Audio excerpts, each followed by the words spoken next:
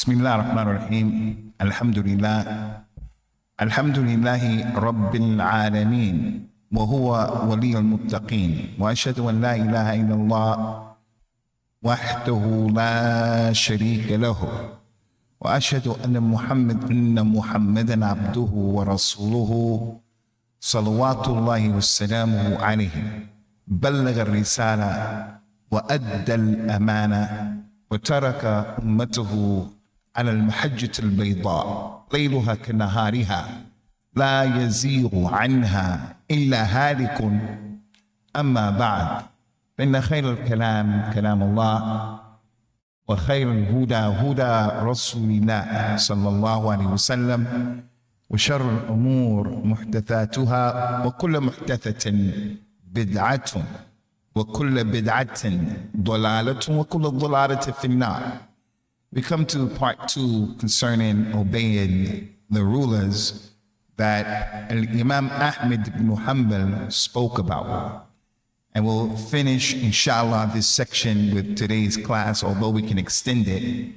But because we're going to be leaving for Umrah, inshallah ta'ala, tomorrow night, I thought it would be better that we complete this part, so that it would be continuity as opposed to breaking it up and then coming back and finishing it, inshallah. So we'll deal with the issues, and there's quite a few issues, but they are very important. They are very, very, very important, because we have two extremes in the deen.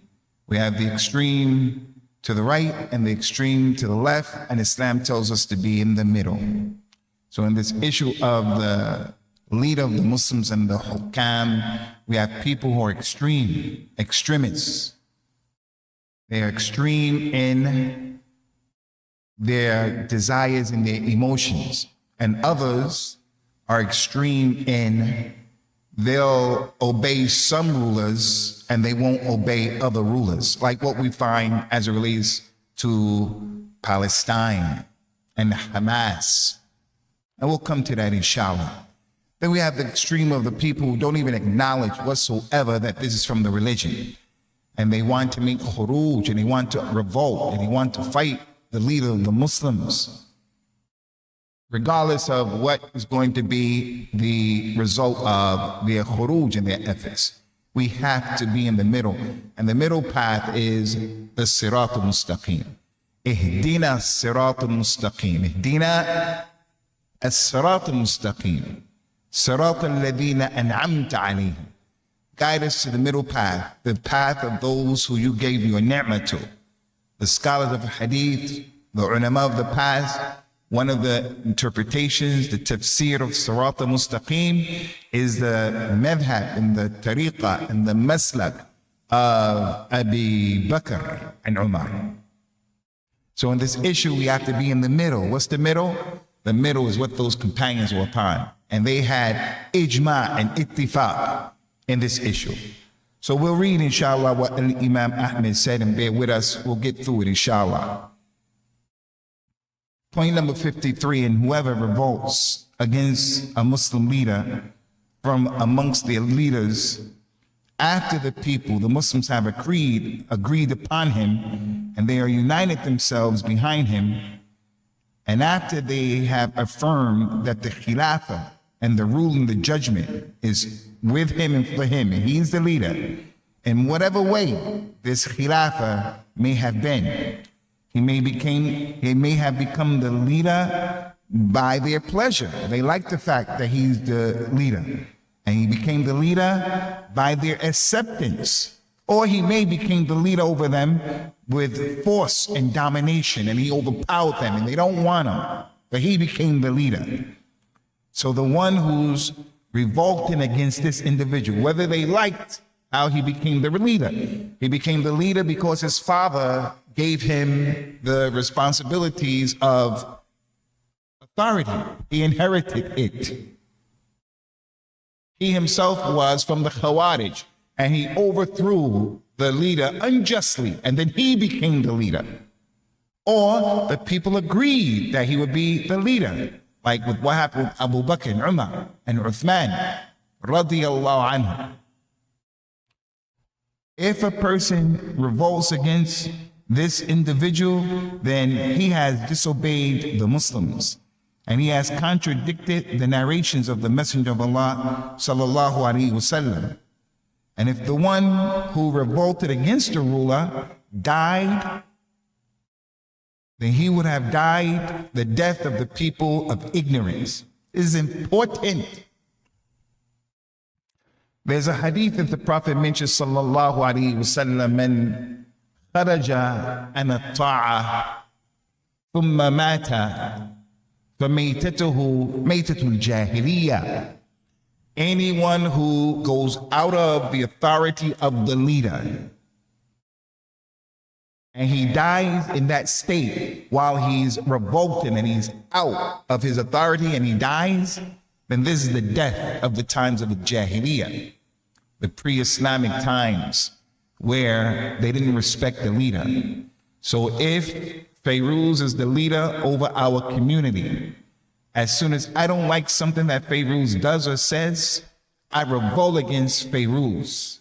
And I take with me a number of people. And then some of the people I went with who came with me, they don't like something that I said, then they revolt against me. And then on and on and on.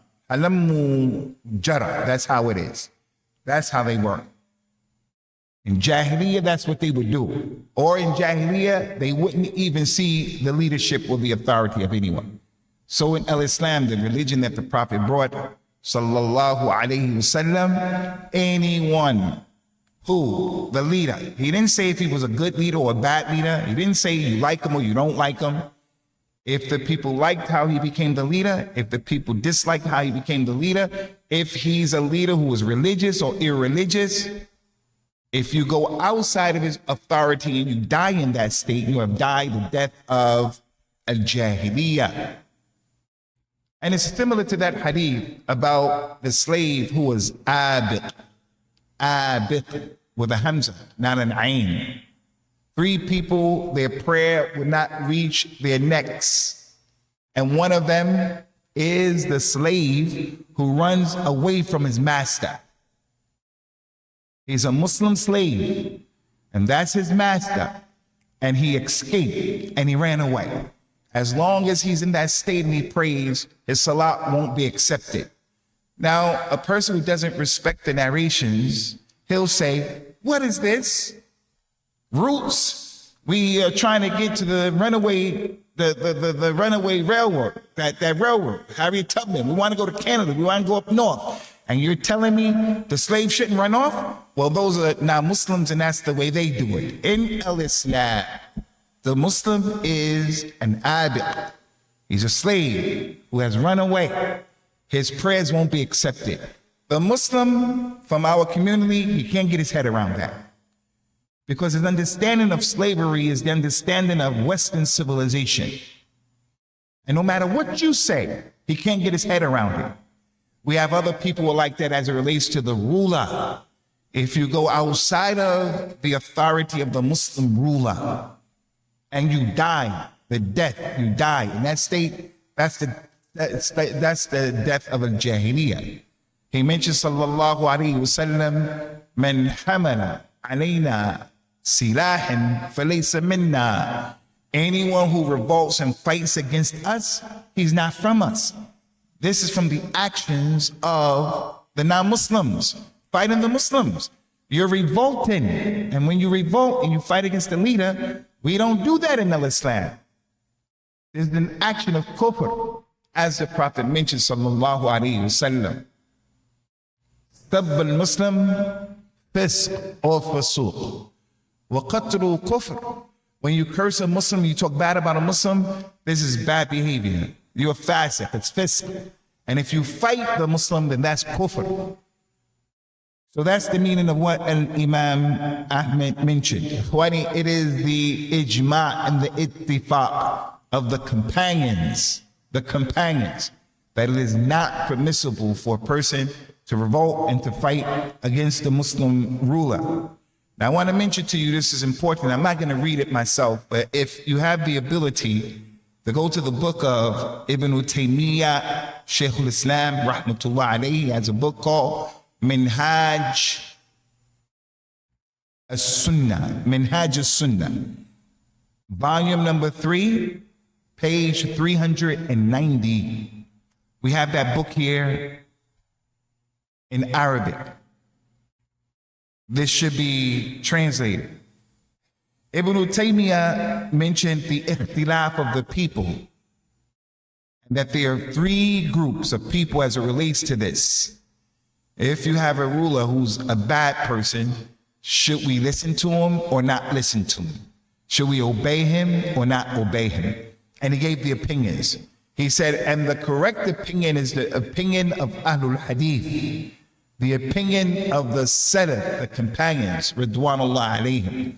And that is, we obey him and we submit to his authority in everything that he tells us to do that's in obedience to Allah. We listen to him. That's the correct opinion. And we don't take that statement just because he said it, nor do we take this statement in position just because Imam Ahmed said it, but this is what the dalil shows. This is what the companions were upon, Ridwanullahi alayhim. Now I'm going to read these, and I continue just to read through them. He said, Rahimahullahu ta'ala, and the killing of the one who is in power, the leader, is not lawful, it's not permissible. And nor is it permissible for anyone amongst the people to revolt against him. Whoever does that is an innovator, and he is upon other than the Sunnah and the correct path. Can't fight, can't revolt against them. He went on to mention fighting against the thieves, fighting against the thieves and the revolters, the Khawarij. The thieves are the Lasus, the thieves like what we have when these leaders get knocked out of power during our time. Saddam Hussein, like Gaddafi, these criminals who were over the Muslims. And the Muslims didn't have the power or the ability to overthrow them. They were non-Muslims over the Muslims. So when they were killed and knocked out by these Western countries, every Amr and Bakr and Zayd from the criminals came out, and they started stealing from the Muslims and hijacking and highway robbery and kidnapping. This is what Imam Ahmed is talking about. We talk about the rulers. It is not permissible to go against them. He said, in fighting against the thieves and the Khawarij, this is permissible. That is, when they set upon a man with respect to his person and his wealth, it is then permissible for that man to fight and defend himself and his property and to repel the thieves with everything that is within his capacity. He went on to mention, rahimahullah ta'ala, but it is not permissible for him when they depart and they run away, the Khawarij or the thieves, when they run away or they abandon harming him, it is not permissible that this man should go after them like a vigilante and hunt them down, nor should he follow their tracks. And this is not something that is permissible for anyone other than the Imam or the leaders, or those who the leader has put in authority over the Muslims. It is only for him to defend the individual. When the thief and the Khawarij comes to harm you or anyone, he said it's only for you to defend yourself in your own place. And by defending himself, he should intend by his striving against them that he will not kill anyone. It shouldn't be his desire that someone comes to get his property and hurt him. He shouldn't want to kill him. That shouldn't be his main desire and priority. But if he does kill him while he is defending himself in that battle, in that skirmish, in that situation, then Allah will make the one killed far removed from himself. He'll be in the hellfire. And if this person who's being attacked is killed in that state while he's defending himself and he's defending his property, then Imam Ahmed said, I hope that it will be martyrdom for him. as has occurred in the hadith.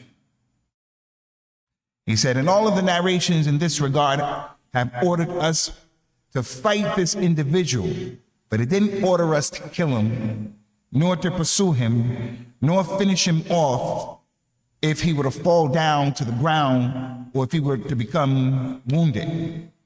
He said, rahimahullah ta'ala, and if he took him as a captive, this is important. If the crook, the Khawarij people or person, the criminal came and that individual fought against him and he took him, he caught him and he took him as a captive. And Imam Ahmed said he should not kill him and he should not carry out the hudud, the prescribed punishment against him, but rather he should raise the matter to whomever Allah has appointed and Allah has given authority to, so that that individual may judge in the matter. He said, rahimahullah ta'ala, concerning all of this, ikhwani, because of the adillah that come to us. From the adillah, and there are a lot, is that Abu Huraira, rahimahullah, because there's a lot to unpack here, but we'll do it very quickly, but it's important. Abu Huraira said that a man came to the Prophet and said, sallallahu alaihi wasallam, listen to this hadith. Ya Rasulullah, ara'ayta in ja'ani rajul yuridu akhda mali. What's your opinion if a man came and he wanted to take my money from me? Any man, Muslim, non-Muslim, he came and he wanted to take your hard-earned money and he wants to rob you. What is your opinion? What should I do? He said, sallallahu alaihi wasallam, fala tu'tihi malik. Don't give him your money. Refrain. Don't give him your money. He said, Ya Rasulullah, what if in the process when he's trying to rob me and take my money, he fights against me? He fights against me. The Prophet said, sallallahu alaihi wasallam, fight him back. He didn't say kill him. And that's why Imam Ahmed said, when you defend yourself, your goal and objective shouldn't be to kill. And this is really important. Here in Florida, you can carry a gun as long as you are not a convicted felon. And you can carry a concealed weapon, man or woman, if you are not a convicted felon. This is one of the states that you can do that. And I encourage you all to take advantage of that particular law. Someone came to try to harm you. A gun is something that's going to, there's no damage control. So you have to understand the statement of Imam Ahmed in the right context as it relates to us living here. The goal and the objective should not to kill, it should be to save your money and save yourself. But what if he fights me? He said, fight him back. The man said, Ya Rasulullah, what if in the process of fighting, qatalani? What if he killed me? He said, you are shaheed. He said, and what if I kill him? He said, he's in the hellfire. Thus, Imam Ahmed, he mentioned, rahimahullah ta'ala, I hope in this issue, the person who is killed in the process of protecting his money or himself, I hope he's in the Jannah. And this is going to be the next point after we finish this with the leaders, inshallah. He's going to talk about how we don't put people in Jannah without clear proofs. So this is the hadith, that the man is in the hellfire who tried to take your money, even if he's a Muslim. Inshallah. And Imam Ahmed, this is important. A few things we want to mention, Ikhwani. First of all, we gave a khutbah here about the dururiyatul khamsa, the 5 essentials that Islam came to protect. Islam came to protect, first and foremost, your deen. Islam came to protect your blood. Islam came to protect your honor. Islam came to protect your lineage. And Islam came to protect your money. Someone tries to take your money, you have the right in this religion to defend yourself. It's from the dururiyat al-khamsa. One of the reasons why Allah sent Rasulullah sallallahu alaihi wasallam for this thing. And this is one of the proofs of the protection of a person's wealth, the protection of a person's money. That's the first thing we have to understand. It's important. The second thing is, this is based upon proofs from the Kitab and the Sunnah of the Nabi sallallahu alaihi wasallam. But I want to repeat, and I want to reiterate. I want to reiterate. And Imam Ahmed said, you should not intend to kill him. You shouldn't intend. Why is that? That's because to kill somebody is a big thing, man. It's one of the biggest sins in Islam. وَمَنْ يَقْتُلْ مُؤْمِنًا مُتَعَمِّدًا فَجَزَاؤُهُ جَهَنَّمُ خَالِدًا فِيهَا وغضب الله عليه ولعنه وأعد له عذابا عظيما. Anyone who intentionally kills a believer, he will be in the hellfire forever. Allah has prepared for him a grievous punishment. Allah has cursed him. Allah will be angry with him. He get a lot of big problems, so you shouldn't intend to kill anyone. He says, sallallahu alayhi wa sallam, لا يزال المرء في فسحة من دينه ما لم يقتل نفسا محرمة. A person will always get a chance to go to Jannah as long as he doesn't kill someone unjustly. Big sin to kill someone. So you should try not to kill him. And there's another narration that Imam Ahmed was referring to. The first narration, Abu Hurairah's in Sahih Muslim. Ya Rasulullah, if someone came to kill me, take my money, what would you say? Don't give him your money. Put that narration on the side. There's another narration that was collected by Imam An-Nasa'i. This is important. Even if you carry a weapon, you shouldn't always try to kill people. You shouldn't try to kill people if it doesn't have to be that way. In the narration of Imam An-Nasa'i, the man came, another man, Ya Rasulullah, ara'ayt in udiya alayya mali.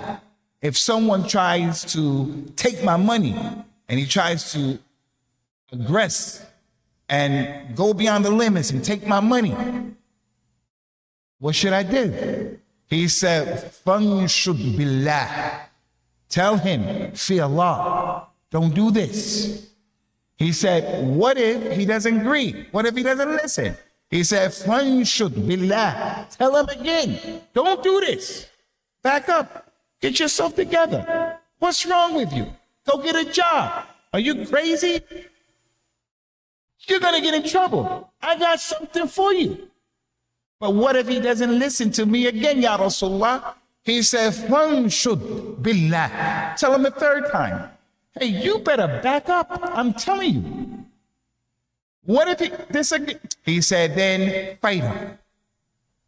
So that hadith is encouraging the person, if the circumstance allows you to say, don't do this, don't do that, then that's what you should do. But obviously, Khwani, in our reality, that can't always happen. Someone's going to come into your house and rob your house and they kick the door and you're going to say, hey, please get out of my house. Don't come in my house. You're going to light him up. That's just something natural. But there are situations where, especially if you train yourself, if you get trained, you know how to act and you just won't respond. You'll be more in control.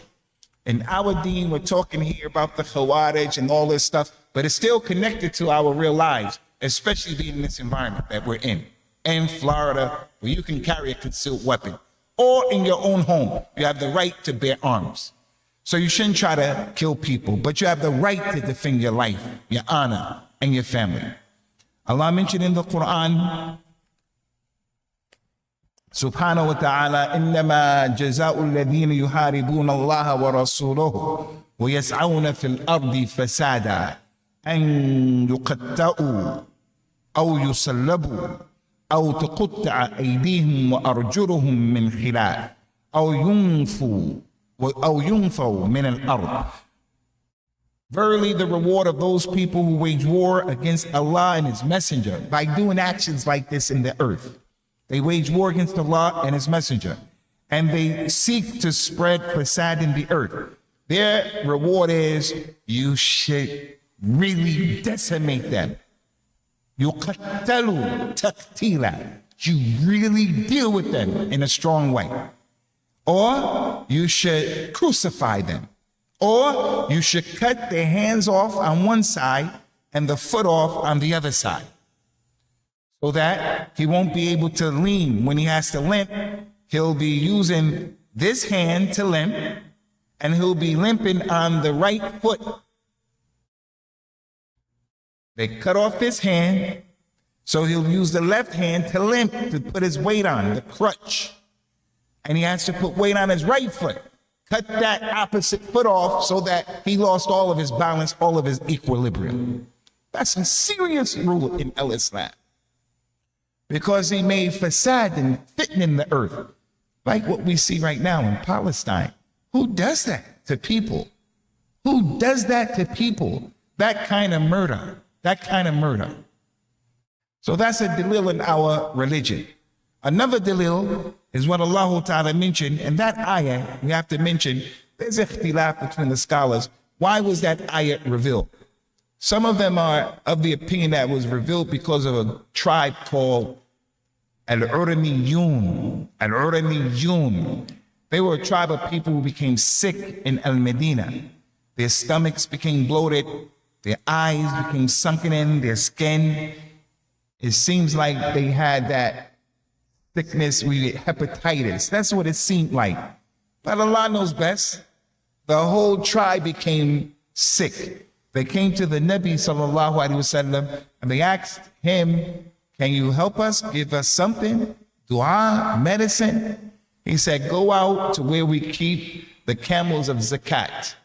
He has 1,000 camels. He gives 15 camels in zakat. You give 20. He gives 10. He gives 30. He gives 80. He gives, so there are hundreds of camels, thousands of camels there in that place. Just as there's money. You have money as well. You have food stored and so forth from the zakat. So go to that place. It's called Bayda. And tell the herdsman over there, his job is to take care of that place and the camels. Tell him to give you some of the milk of the camel and the urine of the camel. Drink that and inshallah you become well. They went over there. They saw that the place is not being protected because people respected the money of the Muslim. They didn't steal from the Masjid. They didn't steal from the Sadaqah box. They didn't steal the money. No one had to protect it. It was a golden opportunity. They killed the man, and whoever was with him, they killed that man. And then those people took all of the camels. Jibril came and told the Prophet what happened. Sallallahu alaihi wasallam, he told the people, get them, go bring those people back. They caught him and brought him back. Rasulullah sallallahu alaihi wasallam cut them up. Cut their right hand, their left leg, the opposite hand and leg. Sallallahu alaihi, he really dealt with them. And he said to the people of Medina, nobody helps them. Don't give them any food. Don't give them anything. Don't give them any food, or any water, anything. And they were going around like that because of what they did. إِنَّمَا الْجَزَاءُ مِنْ جِنْسِ الْعَمَلِ. And wallahi, with this, he was still, as Allah said, وَمَا أَرْسَلْنَاكَ إِلَّا رَحْمَةً لِلْعَالَمِينَ. He was a rahmah. He's a rahmah. If you let people do what's going on in the world today, they won't stop. They won't stop. And that's why Allah mentioned in the Quran, لَوْلَا دَفْعُ اللَّهِ. If Allah did not prevent one group of people from what they're doing by another group of people, then Masjid are going to be torn down. People are going to tear other places of worship down. They're going to do what they want to do. This is the importance of people being there to stop evil from going forward. Concerning the statements of Imam Ahmed, last point as it relates to this, all of those dalils of why you deal with a person like that, Allah Ta'ala has given the rights of someone who has been killed. He gave someone who's this person came, he attacked, he tried to rob him, and he killed him in the process. Allah Ta'ala mentioned in the Quran, وَلَا تَقْتُلُوا النَّفْسَ الَّتِي حَرَّمَ اللَّهُ إِلَّا بِالْحَقِّ وَمَنْ قُتِلَ مَظْلُومًا فَقَدْ جَعَلْنَا لِوَلِيِّهِ سُلْطَانًا. Don't kill a soul that doesn't deserve to be killed. And if anybody is killed unjustly, Allah has given his wali, his family, power. The power of retribution, eye for eye. You killed them, we are going to say you also get killed. Now that is, his family has the right to do that. What about himself? من قتل دون ماله فهو شهيد. Anybody who's killed while protecting his family, his money, his nafs, he's a shaheed. All right, to conclude, and it's important and I repeat this, and Imam Ahmed said, I hope if he's killed, I hope he's a shaheed. We can't say, wallahi, he's a shaheed. The people in Palestine who are getting burned, people in Palestine who are dying the way that they're dying, I hope that they're the shaheed. I hope. Now, this Palestinian issue is a big fitna. It's a fitna for Salafis. I'm telling you, it's a fitna even for Salafis. In that the Palestinian people are the Hamas, and I don't agree with Hamas. I don't agree with the minhaj of the Ikhwan Muslimin, but I'm not with the Zionists. And I'm also not going to be happy when something bad happens to the Palestinians. How am I going to talk like that to the people? The other thing is, Hamas has become the leader over the people of Gaza. So don't talk about them. They're the leader. That's what Imam Ahmed said. If they become the leader, because the people liked them, they became the leader. And the people didn't like them, they became the leader. By force, then you have to get in the program. And when it comes to the hukam that you like from your countries, people like certain countries, Salafi people, then if you say anything about that country, you're from the Khawarij. But they're talking left, right, and center against Hamas. Morsi of Egypt, from the Ikhwan Muslimin. He became in charge of Egypt. He became in charge. People talking bad about him. He's the leader, whether you like it or not. Why is it okay to talk bad about Pakistan, talk bad about Turkey, whoever, but the people you like, that's not our religion. It's the Siratul Mustaqim. The leader. That's how it is. So as it relates to the issue of the narration of Imam al-Nasa'i, again, want to make it clear. Try not to kill people. That's all. Try not to kill people, whatever the situation is, if you can. The other point we want to mention is the Prophet said, sallallahu alaihi wasallam, that the one who gets killed protecting his own money, he's a shaheed. What we have to say is, he's a shaheed, inshallah. But him being shaheed, la yastalzim, it doesn't necessitate that his shahada is like the shahada of the mujahid fi sabilillah.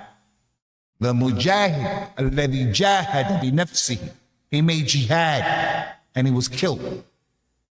La mathila lahu. No, nothing is like that. Nothing is like that. What Allah has prepared for them in the Jannah and all of that, nothing is like that. The lady who died in childbirth, the one who the wall fell on him, the one who got drowned, the one who got burned, the one who was killed, getting this, all of them are shuhada, inshallah. But their shahada is not like the shaheed who died fi sabilillah. Too many proofs of that. The Prophet was asked a question, sallallahu alaihi wasallam, Ya Rasulullah, the adhab of the qabr, the adhab of the qabr, the adhab. Will the shaheed get the adhab of the qabr? Some people, everybody gonna, would the shaheed get that? He said, kafa bihi fitnatan bara'iqatu sayf fi wajhihi. It's enough that when he was fighting, the sun was shining and it will hit the silver of his sword and the glare was in his eyes. No, he'll be exempted from that. That's not for the other people. So the one who gets killed is shaheed, but not like that shaheed. Second thing, Ikhwani, the second thing, and this is important. We can't be teaching against the Khawarij and then we fall into the way of the Khawarij while teaching, don't be like the Khawarij. He said that individual who kills him He said to the man, if he kills you, you are shaheed. What if I kill him? He's in the fire. So if a Muslim tried to rob someone else, or the Khawarij, they tried to rob people or kill people and they got killed in the process, they're still Muslims. Doesn't mean they're going to be in the hellfire forever. Although some ulama said that the Khawarij were kuffar. They're Muslims. They're making a kabira from the kaba'ir. They're mubtadi'ah. But they're going to be in the hellfire. Insha'Allah. It's up to Allah. But if they say La ilaha illallah, they go to the hellfire, they won't come out of the hellfire with their iman. And no one can say they're going to go for sure. Inshallah, they're under the Mashiach of Allah Azza wa Jal. He's in the hellfire. Allahu Alam. But it just goes to show that he yastahiq an-nar. He has the right to go to Allah's hellfire. He has the right to go to Allah's hellfire. He has the right. So we're going to stop there, inshallah, concerning this issue. As I mentioned, it's an important bab from the abwab of the asul of the sunnah. And that's why Imam Ahmed, he mentioned 12 points. And he repeated those points over and over and over again while bringing new points concerning this issue. This thing with Hamas, I want to make it very clear. I am anti-minhaj Ikhwan al-Muslimin. Ikhwan al-Muslimin is a minhaj, is a scourge on this ummah. But does that mean all Ikhwanis are bad? No, there are some Ikhwan Muslimin who have the aqidah of the Salaf. There are Ikhwan Muslimin who are Sufis. Ikhwan Muslimin who do this, do that. Now the Ikhwan Hamas, they work with the Rafida. Ew, that's bad. Yes, that's bad. But the hukam that you praise, they work with the kuffar as well. They work with the kuffar as well. They work with the Yahud and the kuffar of the West as well. So why the double standard? So we say to the people of the Sunnah, be balanced. And these people are using the Sunnah and Salafiyya to politicize the dawah. We're going to say, hey, had. Those days of everybody being afraid, there always have been people who haven't been afraid. They call it how it is. But a lot of people were afraid, trying to toe the line. Those days are over now. And we don't want everybody just talking. You don't know. But we have double standards. And people are politicizing our religion. The Sunnah. One rule for certain hukam, another rule for other hukam. What's going on in Yemen and what's happening to Yemen? Muslims are doing that to the Yemenis people. Why you don't criticize that? And I say, we shouldn't criticize those things. Likewise, you shouldn't be criticizing out publicly like this, the way you're criticizing Hamas. Sounding as if we are pro-Zionists. We're going to stop here, inshallah, Azza wa Jal. If you brothers have any questions, you put your questions forward.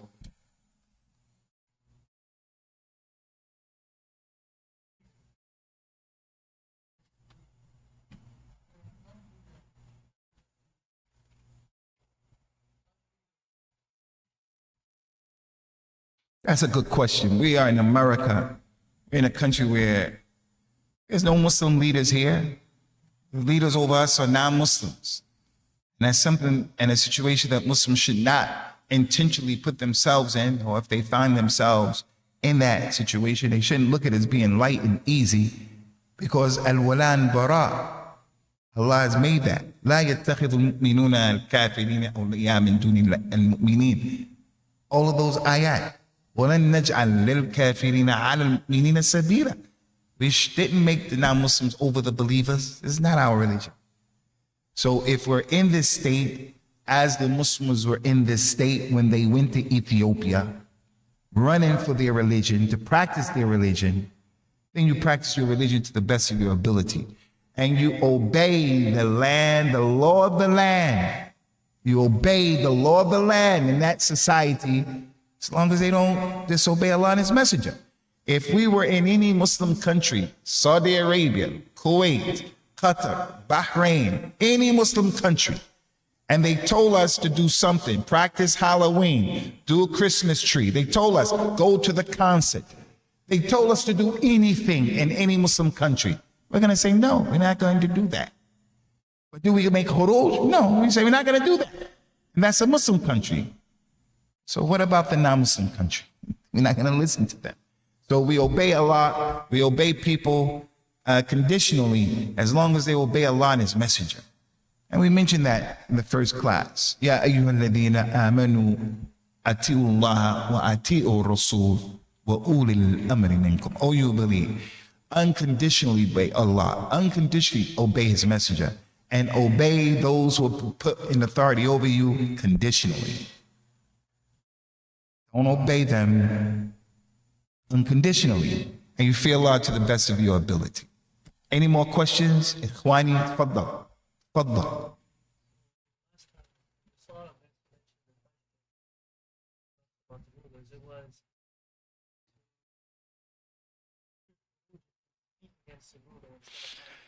I'm glad you mentioned that, brother. Abu Sari told you to ask that question? I know, how did you remember that? That was a good question that he had. Last week, the question was put forward. If you speak against the rulers, is that a form of revolting and khuruj? And the answer is, Allahumma na'am. Khuruj against the ruler, the Muslim ruler. It can be with the sword, and that's the big one, where you engage in violence. And also khuruj is with the lisan, where you make tahyij and you agitate the people. Like me sitting here and saying, Saudi Arabia this, Saudi Arabia that, Saudi Arabia this, for an example, like we had. It's not correct. It's not correct. You shouldn't do that. And you shouldn't do it for Saudi Arabia, and you shouldn't do it for any other group. What I'm saying here is, what we notice from some brothers is, every or anything the other, Morocco, Egypt, anyway, especially if they're connected to the Ikhwan Muslimin, especially if the Ikhwan have something to do with that government, Turkey, Qatar, especially, then they can almost do nothing correct. Because the Ikhwan, to some people, are worse than the Yahud and the Nasara. And I say, no, the minhaj of the Ikhwan is a scourge on our religion, and it's not the right way. But every group of Muslims, all of these jama'at, all of them have a portion of the truth, and all of them, Salafis included, all of them have problems in the way they're acting. But the Dawah of Salafiyya as a theology, as a minhaj, is correct. The Ikhwan is not correct. It's not correct. Sufi is not correct as a minhaj. The Shiite, they have some truth. Loving Ahlul Bayt is part of Al-Islam. But what they're doing, their minhaj, is not correct. So some people see the Ikhwan Muslimin as being more harmful on the Ummah than the Yahud and the Nasara. And it's overboard. And it's politicized because they've been called a terrorist group. And they have terrorism around the world. Part of their history. So if your country designates them as being terrorists, you'll find some people talking and they're criticizing. The man Yahya Sinwar, Rahmatullah alayhi, Ahmed Yassin, Rahmatullah alayhi. I think it is not a good thing where these Palestinians are dealing with something for 70 years or more. Most of us can't even really conceptualize what these people are going through. Why do you talk? Isn't this a situation, anyone who has nothing good to say, let him be quiet, man. Why let him be quiet? The man lost his life. Leave the situation between him and Allah instead of coming out, making sajda and glorifying it and being happy. And then we appear to people who don't know this religion, and they listen to people who don't know this religion. People who describe us as being bootlickers. People who describe Salafi du'at as being rabbi this and rabbi that. Because every time the person is talking, it sounds as if he's praising the Zionists. Those people who want to boycott Starbucks, It's not a good look. If people want to boycott Starbucks, I come to the masjid with a big Starbucks and I start talking about the issue, laughing. I don't agree that I should put pressure on people about boycotting. You want to boycott? You do that. I'm going to drink Starbucks. I'm going to drink Starbucks. But I'm not going to come to the masjid with a big Starbucks and make istihza. It's not from hikmah. So stay in the middle. That's all I'm saying. And I know, staying in the middle to these people, those ghulat, what it means to them is a tamnir. A tamnir. You're wishy-washy, you're tamnir. No, you're mutashaddid. And you have double standards. You got one standard for people you like and another standard for people you don't like. You talk about and against ulama who don't agree with everything that your sheikh said. But you're the gatekeepers. You talk about the ulama. You make khuruj because you talk against the hukam of those other countries. You do it out openly. Double standards. Any more questions? Akhi Rada, you have a question, brother? All right, we're going to نكتفي بهذا القدر سائلين الله عز وجل يوفقنا وإياكم لكل خير سبحانك اللهم وبحمدك وأشهد أن لا إله إلا أنت أستغفرك وأتوب إليك. السلام عليكم ورحمة الله.